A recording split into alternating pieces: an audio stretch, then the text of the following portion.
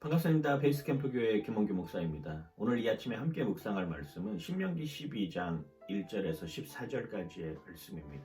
신명기 12장의 시작은 이렇습니다. 너희 하나님 여호와의 규례와 법도와 율례를 지켜라. 그러면서 세부 사항을 알려줍니다. 첫 번째가 무엇이냐면 바로 우상에 대해서 너희들은 철저히 배격해야 된다라고 하는 것이죠. 하나님의 율법과 규례와 법도를 지킨다라고 하는 것은 하나님 앞에 전적으로 서 있는 것입니다. 우상의 여지를 남겨두어서는 안 된다라고 하는 것이죠. 왜 그렇습니까? 이스라엘 백성들이 들어가는 그 가나안 땅은 우상이 만연한 곳입니다.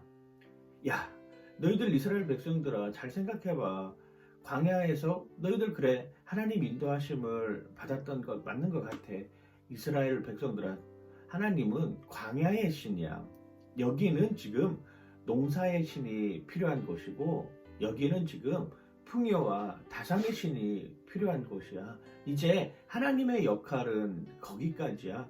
이제부터는 농사의 신, 풍요와 다산을 상징하는 그 신들 앞에 너희들 다시금 탈바꿈해야 될 것이야. 그래야지만이 달라질 수 있어. 왜? 상황이 바뀌었잖아. 환경이 바뀌었잖아. 네가 일할 수 있는 여건이 바뀌었잖아. 당연히 네가 믿는 신도 바뀌어야 되는 거 아니야? 라고 이렇게 이야기하는 것하고도 마찬가지죠. 그래서 하나님은 경고하고 있는 것입니다. 왜? 하나님은 이 온 우주 만물을 창조하신 창조주라고 하는 것을 기억해야 된다라고 하는 것입니다.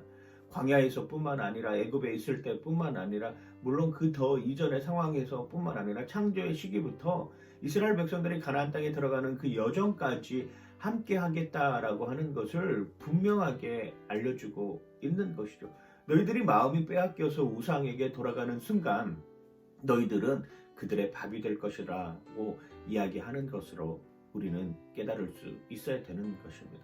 오늘날의 상황은 다른가요? 오늘날의 상황도 똑같습니다. 야, 하나님, 그래, 하나님 있다고 생각해. 하나님, 나도 그냥 여러 신 중에 한 명이라고 생각해. 너 봐봐, 너 일하려고 하면은 뭐가 필요해? 돈 필요하잖아. 그러면 돈에 관련된 것들을 자꾸 만들어내야 되는 것 아니겠냐? 돈이 우상이야. 너 잘 생각해봐. 돈 있어야지만이 너 신앙생활도 할 수 있다라고 자꾸 우리를 현혹하게 만드는 것이죠. 자꾸 여지를 남겨두면서 뭔가 A가 아니면 B가 있는 것처럼 우리에게 끊임없이 요구하고 있는 것입니다. 이게 바로 마귀의 괴계죠. 우리는 그 마귀의 괴계를 이기기 위해서 하나님의 전신갑주를 입어야 되는 것을 분명하게 우리는 알고 있습니다.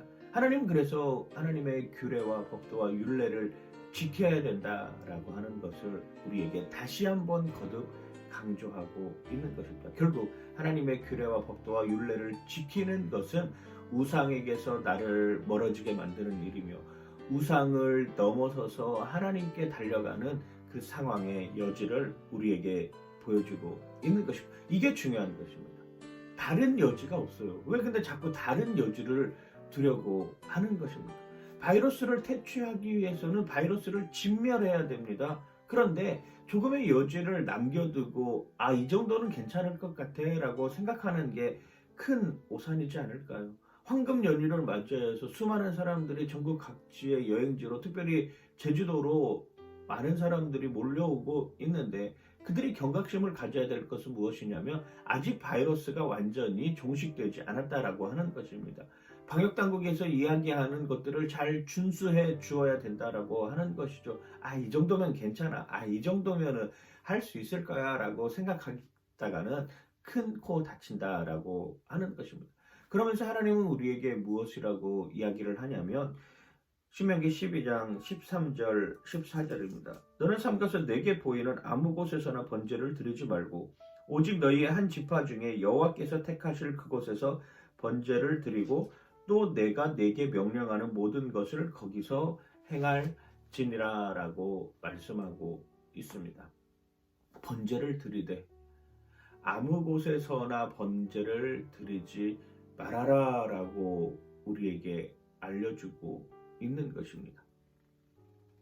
내가 상황이, 내가 여건이, 내가 환경이 그렇게 될 수 있습니다. 그런데 오늘 우리가 알아야 할 것은 내가 번제 드리는 그곳에 하나님이 함께하고 있다라고 하시는 확실한 확신의 메시지가 있어야 된다라고 하는 것이죠. 가정에서 예배 드릴 수 있죠. 그렇죠. 뭐 커피숍에서 예배 드리시는 분들도 계시고, 시장 한복판에서 예배 드리시는 분들도 계시고, 교도소에서, 병원에서, 우리가 뭐 알지 못하는 야외에서 예배 드리는 경우들이 있습니다. 그런데 중요한 것은 단순히 그 장소가 하나님과 함께하고 있다라고 하는 확실한 메시지가 있는 장소여야 된다라고 하는 것입니다. 하나님 그걸 받으시는 것이잖아요. 내가 드리는 이 예배의 처소, 내가 드려지는 이 하나님께 드려지는 예배의 현장에 하나님이 함께하고 있냐, 전심으로 내가 하나님을 향해서 예배드리고 있느냐를 물어보고 있는 것입니다. 여러분, 오늘도 여러분은 각자의 삶 속에서 살아가고 있습니다. 어쩌면 사적인 예배의 장소에 머무르고 있는 것이죠. 예배는 사적인 예배와 공적인 예배의 장소로 나뉠 수 있습니다. 사적인 예배는 어떤 예배의 장소입니까? 그렇습니다. 삶의 자리입니다. 여러분들이 서 있는 그곳이 다 예배의 장소죠.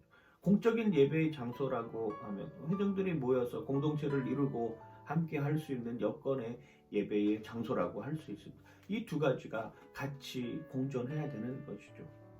공적인 예배에 치우친 나머지 사적인 예배를 무시해서도 안 되는 것이고, 사적인 예배에 치우친 나머지 공적인 예배를 무시해서도 안 된다라고 하는 것입니다.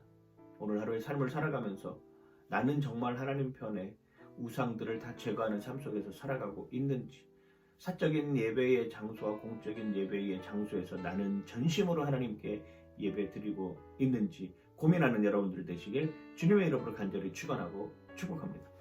파이팅!